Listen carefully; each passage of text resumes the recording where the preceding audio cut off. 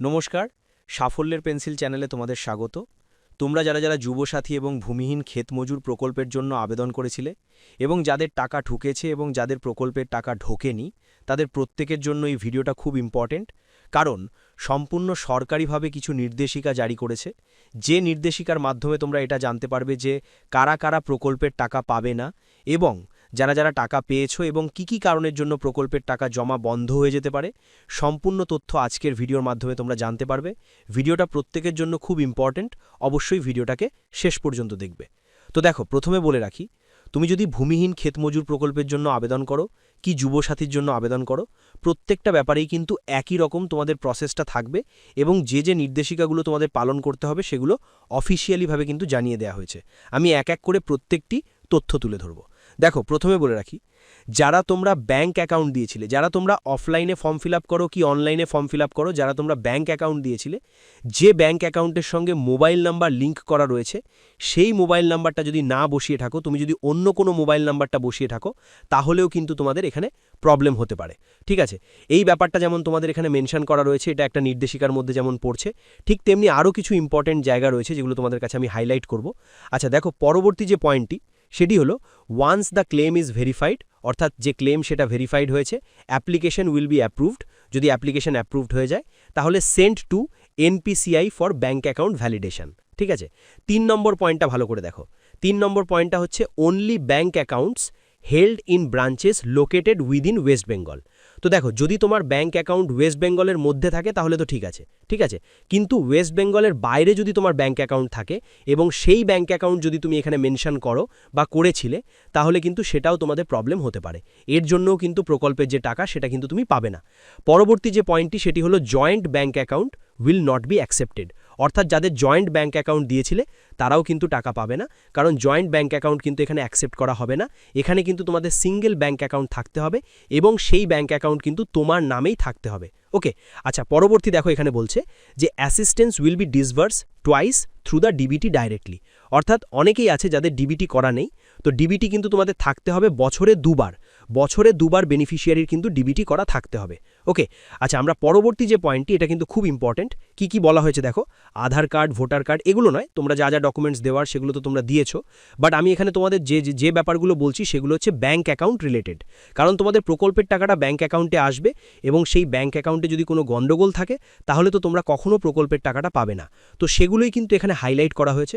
দেখো কি বলা হয়েছে, bank account details in the name of the applicant, অর্থাৎ তোমার নামে যদি ব্যাঙ্ক অ্যাকাউন্ট থাকে এবং সেই ব্যাঙ্ক অ্যাকাউন্টের ফার্স্টের যে পেজটা, মানে পাসবুকের ফার্স্টের যে পেজটা বা ক্যান্সেল চেক, সেটা কিন্তু তোমাকে প্রোভাইড করতে হচ্ছিল।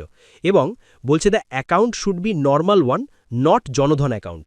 অনেকে আছে যাদের জনধন অ্যাকাউন্ট করা রয়েছে, সেই অ্যাকাউন্টটার নাম্বার বসিয়ে দিয়েছিল, এবার সেটাও কিন্তু এখানে অ্যাকসেপ্ট হবে না।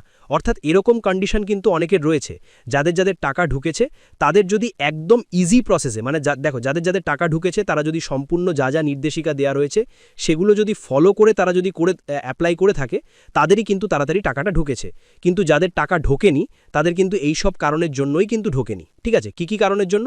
অনেকে আছে জনধন অ্যাকাউন্ট দিয়েছে, নাম্বার বসিয়ে দিয়েছে, তো সেটা কিন্তু এখানে অ্যাকসেপ্ট করা হবে না। এখানে বলেই দিয়েছে saving bank general account always preferable, অর্থাৎ তোমার নামে যদি সেভিং অ্যাকাউন্ট করা থাকে, ঠিক আছে, এবং সেটা যদি জয়েন্ট অ্যাকাউন্ট না থাকে তাহলে সেটা অ্যাকসেপ্ট করা হবে। এবং দেখো, আরেকটা জায়গায় এখানে দেখো তোমাদের সম্পূর্ণ বাংলাতে ব্যাপারটা বলা রয়েছে যে সঞ্চয় ব্যাংকের সাধারণ অ্যাকাউন্ট অগ্রাধিকারযোগ্য, এখানে জনধন অ্যাকাউন্ট কিন্তু নয়। জনধন অ্যাকাউন্ট হলে কিন্তু চলবে না, আধার সংযোগ করাটা থাকতে হবে। দেখো, তোমাদের ব্যাঙ্ক অ্যাকাউন্টে অনেকে আছো যারা তোমরা আধারের সঙ্গে লিঙ্ক করা নেই, সেই ব্যাঙ্ক অ্যাকাউন্ট কিন্তু এখানে গ্রহণযোগ্য নয়। তারপরে দেখো, অপারেটিভ কেওয়াইসি সম্পন্ন।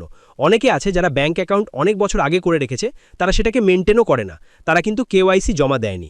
তো কেওয়াইসি যদি তোমার না জমা দেয়া থাকে, মানে নো ইওর কাস্টমার, সেটা যদি ব্যাঙ্কের যদি না করানো থাকে, তাহলে সেক্ষেত্রে কিন্তু তোমাদের অ্যাকাউন্টে মানে প্রকল্পের টাকা ঢুকবে না। তো এইগুলো কিন্তু, তারপর হচ্ছে সিবিএস এর সুবিধাসহ ব্যাঙ্ক শাখা পশ্চিমবঙ্গের মধ্যে হতে হবে, পশ্চিমবঙ্গের মধ্যে কিন্তু ব্যাঙ্ক অ্যাকাউন্ট হতে হবে।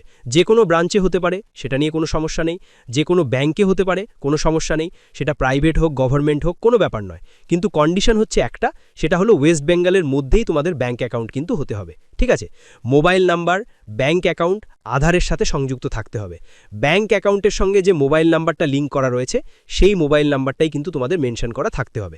এখানে কিন্তু তুমি এটা বলতে পারো না যে অনলাইনে যারা আবেদন করেছে তাদেরটাই তাড়াতাড়ি হয়েছে, যারা অফলাইনে করেছে তাদেরটা প্রবলেম হয়েছে, তা নয়।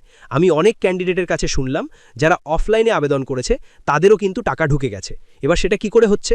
সেটা কারণ হচ্ছে যারা তোমরা যারা ফর্মটা ফিল আপ করেছিলে একদম সঠিক তথ্য দিয়ে ফিল আপ করেছিলে। সেখানে ব্যাংক অ্যাকাউন্টের সঙ্গে যে মোবাইল নাম্বারটা লিঙ্ক রয়েছে সেই মোবাইল নাম্বারটাই বসিয়েছে, যে আধার নাম্বারটার সঙ্গে যে তোমার ব্যাংক অ্যাকাউন্টে লিঙ্ক করা রয়েছে সেই ব্যাংক অ্যাকাউন্টটাই দিয়েছে। তাহলে সেইগুলো যদি সব কিছু ওকে থাকে তাহলে কোনো প্রবলেম হবে না। ঠিক আছে, ব্যাপারটা বোঝাতে পারলাম তো? এগুলো এই কন্ডিশনগুলো তোমাদের সরকারি নির্দেশিকাভাবে যেগুলো একদম তোমাদের অফিসিয়ালিভাবে জানিয়ে দেওয়া হয়েছে এগুলোই কিন্তু তোমাদের ফলো করতে হবে, এবং এগুলো ছাড়া কিন্তু তোমাদের কোনো রকমভাবে অ্যাকসেপ্ট করা হবে না।